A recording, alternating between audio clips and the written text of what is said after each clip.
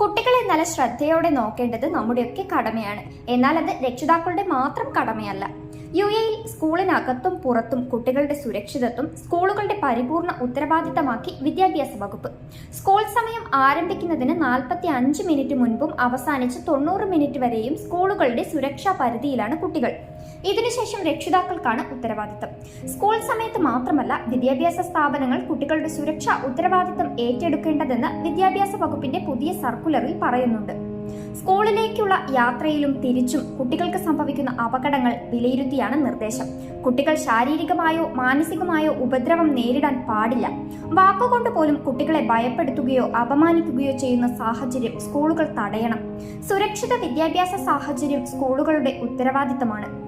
School bus പ്രയോജനപ്പെടുത്തുന്ന കുട്ടികൾ വാഹനത്തിനുള്ളിലും പുറത്തും സുരക്ഷിതരായിരിക്കണം. ഇതിനാവശ്യമായ സംവിധാനങ്ങൾ ക്രമീകരിക്കേണ്ട ബാധ്യത സ്കൂളുകളുടേതാണ്.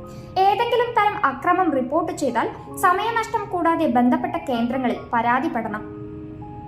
ഇതിനാവശ്യമായ സംവിധാനങ്ങൾ ക്രമീകരിക്കേണ്ട ബാധ്യത സ്കൂളുകളുടേതാണ്. ഏതെങ്കിലും തരം അക്രമം റിപ്പോർട്ട് ചെയ്താൽ സമയനഷ്ടം കൂടാതെ ബന്ധപ്പെട്ട കേന്ദ്രങ്ങളിൽ പരാതിപ്പെടണം. സ്കൂളുകളിലെ പ്രധാന അധ്യാപകന് ഇതിൽ നിർണായക ഉത്തരവാദിത്തമുണ്ടെന്നും അധികൃതർ അറിയിച്ചു.